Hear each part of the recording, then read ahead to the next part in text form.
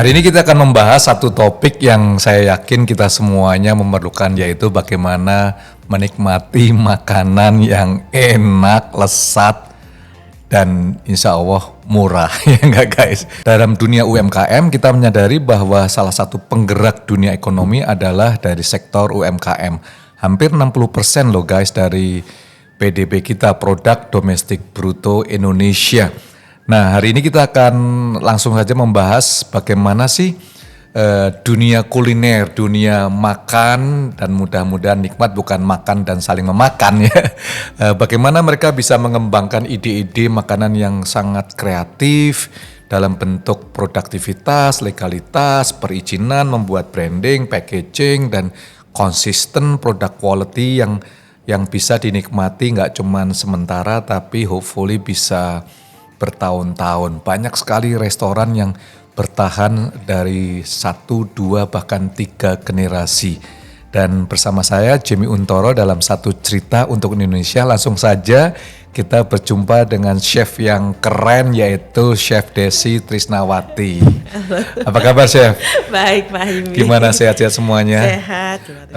Master Chef, bagaimana perasaan waktu, I know it's been long ya, menjadi Master Chef di Indonesia? Gimana Chef Desi perasaannya? Buat saya itu anugerah sih Pak. Dan saya ngomong ini bukan karena basa-basi, bukan supaya kelihatan rendah hati, bukan gitu ya. Tapi memang anugerah gitu. Karena memang untuk ngejalanin masa-masa kompetisi itu tuh nggak gampang banget gitu. Dan banyak sekali teman-teman yang handal gitu ya. Tapi saya akhirnya dapat anugerah gitu, bisa menang gitu ya. Jadi sebelum masuk Master Chef, Chef Desi sendiri memang senang masak ya? Senang masak dan ibu rumah tangga aja sebetulnya. Gitu ya? Iya. Jadi belum pernah punya restoran, belum pernah pengalaman di chef di hotel atau di tempat-tempat yang keren atau gimana? Belum Pak, tapi kalau punya restoran pernah ya. Karena kan memang demen masak, pengen lah punya resto gitu. Iya. Tapi lebih ke food court ya Pak. Food court kecil-kecilan, belajar jualan, tapi pada waktu itu memang masih ngaco lah, branding masih nggak paham gitu ya, banyak gagalnya gitu. Tapi tidak pernah sama sekali sampai misalnya sekolah masak, ya karena banyak yang pikir mungkin waktu sekolah masak kali, enggak sama sekali gitu. Saya ingat waktu saya sekolah, saya punya kesempatan waktu itu sekolah di Australia, saya tuh baru tahu yang namanya ketoprak tuh di Australia. Yang bener orang yang buat chefnya orang Aussie gitu atau orang Indonesia di Australia. Kan ada masak Indonesia. Iya. Ketoprak tuh apa sih? Jadi begitu makan, kayak begini ketoprak, agak bingung gitu. Rasanya enak kalau di luar negeri gitu ya, masakan Indonesia ya. Iya, jadi banyak hal yang saya nggak paham. Karena kan memang dari Bangka makanan tuh terbatas gitu Pak Jimmy. Wow. Jadi dari sekian macam makanan yang di Nusantara itu ya, favorit Chef Desi apa? Kalau dia mau favorit, karena saya suka makan yang lebih berkuah kali, saya lebih suka. Yang lebih berkuah ya, soto, sop buntut, bakso, rawon gitu ya. Jadi Chef, dari semua sekarang kalau kita ngelihat secara global ya, what is the best food? Indonesia, Chinese, Thailand, dan lain sebagainya. I have to say Indonesian food sih Pak. Indonesian food ya. Indonesian food. Ya, karena menurut saya variasi kita tuh sangat unik gitu. Ya, I'm not saying bahwa makanan lain nggak enak gitu, tapi secara variasi itu Indonesia tuh kaya sekali. Iya. Kita ngomong soto aja berapa banyak soto gitu. Sate aja berapa banyak sate gitu. Waduh. Sedangkan kalau kita ke daerah tertentu ya base-nya ya itu aja gitu ya. Misalnya makanan Jepang base-nya soyu, ya enak, tapi variasi bumbunya itu kita tuh kaya luar biasa. Tapi kenapa ya Chef ya, Indonesia dengan kulinernya, dengan masakannya yang 1001 macam ya. Kadang-kadang kalau kita traveling ke luar negeri, global gitu, rasanya orang-orang non-Indonesia paham bener tuh. Thai food udah pasti ngeboom, Chinese food ngeboom, Vietnamese food boom, Indian food. Tapi begitu Indonesian food nggak banyak dikenal secara global ya Chef. Ya ini menarik sekali sebetulnya Pak ya. Menurut saya mungkin salah satunya, kadang-kadang kan kelemahan itu, kekuatan tuh bisa jadi kelemahan. Iya, iya. Variasi makan kita tuh terlalu banyak dan enak-enak. Kadang-kadang mana yang mau dimunculin terlebih dahulu. Gitu. Itu salah satu yang menurut saya juga menjadi hal yang menjadi kelemahannya akhirnya gitu ya. Iya, iya. Tapi tentunya dukungan pemerintah ya. Saya harapkan ini akan menjadi lebih baik gitu untuk memunculkan makanan Indonesia. Kami pernah mempromosikan masakan Indonesia di Jerman. Wow. Nah waktu itu yang kami naikkan adalah saya bersama tim dari Chef Degan waktu itu munculin makanan yang berbeda. Salah satunya adalah lodeh, Pak. Lodeh, sayur lodeh. Betul, Wow. gitu.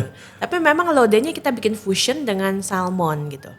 Nah menariknya ketika kami menyajikan makanan-makanan ini, kami mencoba membuatnya lebih mild, ya kan? Lebih mild supaya nggak terlalu kencang strong ya. Tamu-tamu yang 90% belum pernah makan masakan Indonesia, mereka bilang gini, kita mau yang otentik. Well, oke, kalau gitu kan. Akhirnya kami mulai ya membuatnya sama pedasnya dan they love it. Wow. Responnya tuh luar biasa. Nah, hal-hal yang banyak dari chef-chef Indonesia yang tentu juga sangat cinta dengan masakan Indonesia, mereka sudah melakukan bagian ini, gitu. I see. Promosi Yeah. masakan Indonesia. Waktu itu juga ada ya sate for sure ya, spring roll itu hadiah appetizer-nya ya, sop buntut. Nah kalau dukungan ini mungkin kita akan lebih concern menjadikan kuliner ini jadi mata tombak. Iya.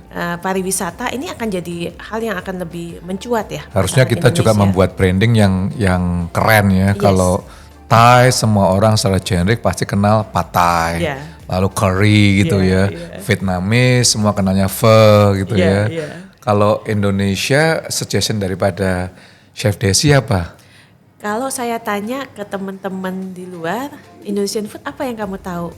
Nasi goreng. Nasi goreng seperti Obama ya, kangen nasi goreng. Nasi goreng kan gitu ya. Yeah. Sate, tapi sate kan bukan hanya Indonesia ya Yeah, Pak. yeah. Malaysia juga ada sate. Nasgor gitu ya. itu the best ya. Yang sekarang baru sama Mas Menteri dikumandangkan adalah apa itu? Rendang ya. Rendang ya. Yes. Sebenarnya kita harus bangga ya, rendang menjadi top one menu globally. Keren banget. Itu dahsyat sekali ya. Yes. Chef Desi, kita bicara masa-masa pandemik ini ya. Saya ngikutin bagaimana perjalanan daripada Chef Desi sendiri. Komaku, ceritakan Komaku ini. Komunitas maju kuliner di Indonesia. Gimana tuh Chef? Iya.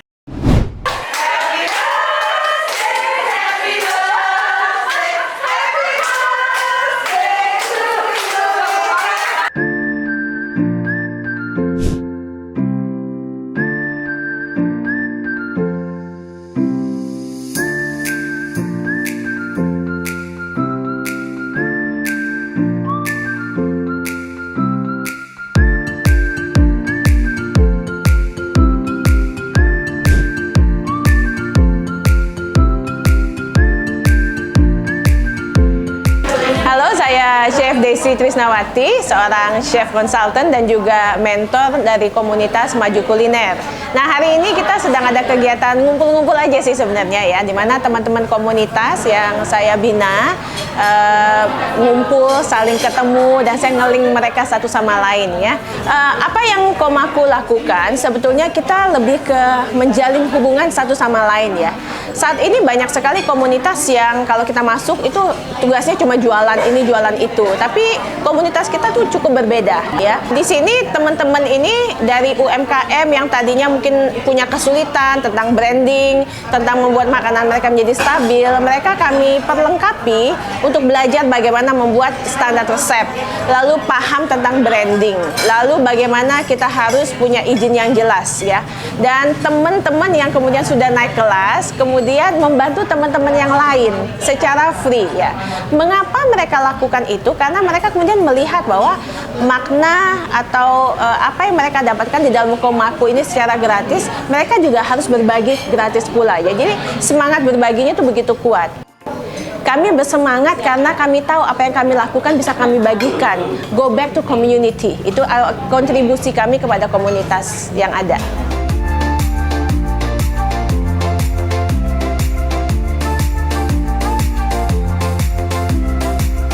Hai semuanya, saya Rati Fatoni, saya member dari Komaku. Saya ikut Komaku itu semenjak awal pandemi karena saya memang mempunyai usaha dari rumah, yaitu saya membuat mie frozen. Dan sekarang saya udah beralih dari mie ayam frozen. Saya sendiri ikut join member Komaku itu awalnya saya lihat dari Instagramnya Chef Desi. Ketika itu dia mengadakan seminar dan saya mencoba bertanya pada Chef Desi bagaimana cara saya untuk join ke member Komaku. Nah dari situ saya banyak banget mendapatkan insight-insight dan pengalaman-pengalaman yang Chef Desi ajarkan.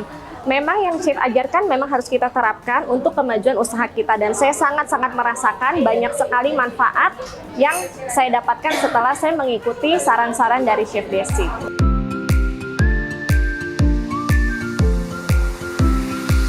Halo siang, nama saya Lucia Nugrahini Siswadi.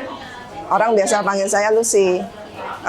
Saya ikut Komaku mulai tahun 2000. Ikut seminar-seminarnya beliau, kemudian kita ada sesi one to one sama Chef Desi, di mana Chef Desi memberikan banyak masukan mengenai nama brand, terus logonya dan segala macam gitu. Itu awal pertama kalinya.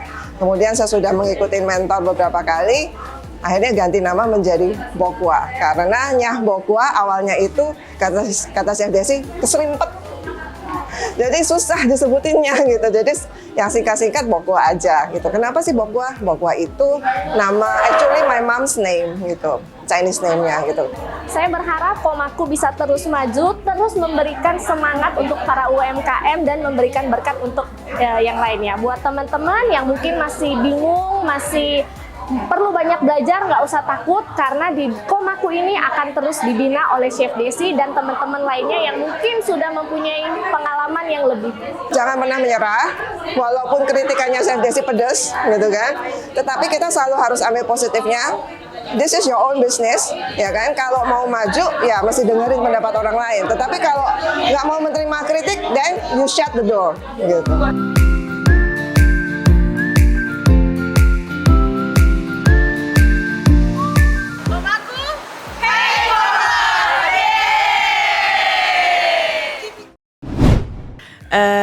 Komunitas Maju Kuliner atau Komaku ini memang kami bangun gitu ya, masa pandemik ya Pak Jimmy. Oke. Karena waktu itu kan kita menemukan banyak sekali teman-teman yang keluarganya akhirnya dirumahkan. Nah kepedulian tentang hal ini ingin membantu tapi terbatas secara dana, lalu kita melihat source apa lagi yang bisa kita lakukan untuk membantu mereka. Nah salah satunya adalah pelatihan. Nah saya dengan background seorang chef dan juga pengalaman saya pernah kerja di flavor company, di mana saya belajar banyak detail bagaimana membuat resep yang standar, nggak berubah, dan ini seringkali menjadi penghalang buat UMKM karena mereka nggak paham hal-hal mendasar ini dan terlalu sibuk untuk marketing gitu ya, akhirnya jadi bumerang. Nah saya memakai ilmu yang saya dapatkan itu untuk membantu teman-teman ini bagaimana bisa berkembang di bisnisnya dan bisa menghasilkan uang. Itu awal dari Komaku sih Pak. Jadi Komaku baru berdiri karena beban masa pandemi ini ya. Dan memang cukup unik ya masa pandemi ini, tiba-tiba setiap dapur di rumah bisa menjadi restoran tuh. Gimana itu menurut pendapat daripada Chef Desi sendiri? Setiap rumah-rumah yuk buat PO. Tapi sayangnya hari ini buat PO 1 bulan gua udah nggak lagi nih. Iya. Mendadak jadi chef. Iya mendadak jadi chef ya. Itu yang terjadi. Saya pikir itu salah satu survival skill sih Pak ya. Ya, jadi karena memang ada needs, ya udah mesti lakukan apa yang bisa saya lakukan gitu. Cerita-cerita dari teman-teman ini menarik sih. Saya tuh nggak pernah masak. Biasanya yang masak mama gitu. Sekarang karena pandemi mesti masak. The power of kepepetnya muncul gitu ya. Which is good. Yang menariknya akhirnya karena tadi tekanan itu membuat mereka ini lebih maju. Ya. And I like that. Karena begitu saya melihat, oke, ini ada kebutuhan itu, oke, kita masuk untuk equip mereka menjadi lebih baik gitu ya. Saya punya prinsip begini Pak, bahwa hidup kita ini kan sementara, nggak pernah tahu kapan waktunya gitu. Jadi sementara masih hidup ya udah kita lakukan apa yang bisa kita lakukan untuk memberi dampak. Dan bagaimana saya mau diingat nanti orang yang akan menilai itu. Wow. Walaupun saya harus menentukan bagaimana langkahnya. Jadi Chef Komaku ini memberikan pendampingan ya untuk para startup dalam dunia kuliner ya. Biasanya apa aja tuh prosesnya dalam melakukan pendampingannya itu? Biasanya kami mulai dari seminar dulu Pak. Oke. Jadi memberi knowledge yang simple tentang branding ya. Oke. Karena kan membuat desain itu tidak semua orang bisa, tidak semua orang artistik gitu. Iya, iya. Dan mereka juga mungkin nggak paham. Ada yang jualannya nih Pak ya, contoh ya. Jualannya tuh cookies tapi tiba-tiba dia punya stikernya tuh bunga. Gitu kan. Lalu namanya misalnya toko mawar. Kan kita bingung kamu jualan apa gitu kan. Hal-hal sederhana seperti ini seringkali tidak dipahami. Ada yang karena itu namaku, karena aku suka, tapi nggak nyambung dengan produk. Nah, ketidakpahaman tentang branding ini hari kami jelaskan lewat seminar. Oke. Paham terlebih dahulu. Oke. Lalu ada sih yang memang harus kami bantu dengan bikin desain sendiri gitu ya buat mereka, which is okay. Buat saya juga melatih diri saya semakin paham ya dan semakin jago lah di dalam itu gitu. Kemudian pelatihan yang kedua adalah membuat standar resep. Oke. Nah, resep baku. Nah, resep baku ini seringkali tidak dipahami juga. Ada pepatah yang bilang begini Pak, beda tangan beda rasa. Iya, itu benar dong Chef? Iya dan tidak. Aturable Pak, aturable. Ya kita ke restoran satu, rasanya enak. Lalu 2 bulan kok nggak enak, langsung pikiran kita, ini pasti chefnya ganti. Betul. Gitu ya. Nah, gitu itu ya. banyak yang terjadi kan. Iya, iya. Nah itu karena memang tidak ada sistem di dapur. Oke. Jadi membuat resep baku ini adalah membentuk sistem di dapur, di mana akhirnya teman-teman ini bisa membuat makanan yang standar secara rasa dan juga tekstur. Dan ketika mereka punya pesanan yang banyak, mereka nggak panik karena mereka sudah ada sistem yang dibentuk. Itu yang kita lakukan. Iya, jadi pembinaan lewat seminar, lalu resep pembakuan itu. Untuk SDM ada pembinaannya nggak, Chef? Kami masukkan mereka ke dalam satu WhatsApp group gitu sih Pak. Oke. Jadi untuk komunikasi. Iya, iya. Lalu ada juga kita kurasi produk. Kalau dulu yang kurasi saya sendiri gitu Pak. Iya, iya. Cuma sekarang kita ada tim. Tim Oke. dari Komaku ini yang sama-sama kita akan kurasi produknya. Lalu ada formnya, sensory form yang kami sebut.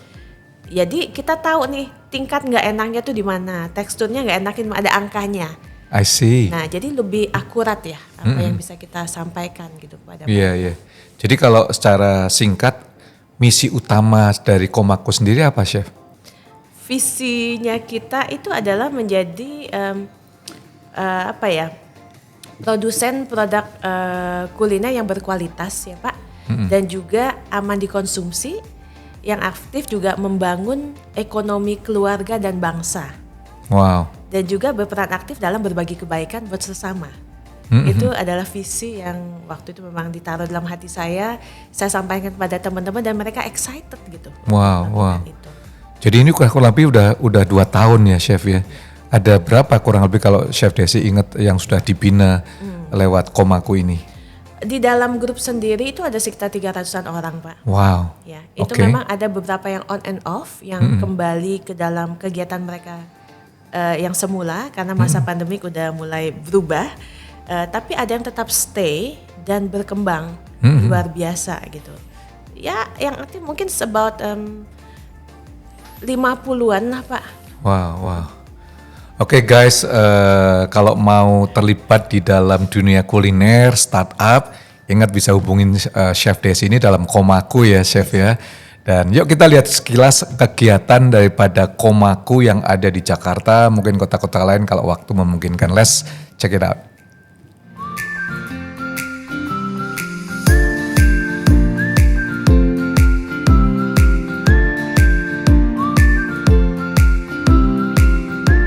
Thank you, terima kasih Anda telah nonton video ini dan jangan lupa untuk like, comment, share dan juga nyalakan lonceng notifikasi untuk program-program yang akan datang dalam Satu Cerita untuk Indonesia.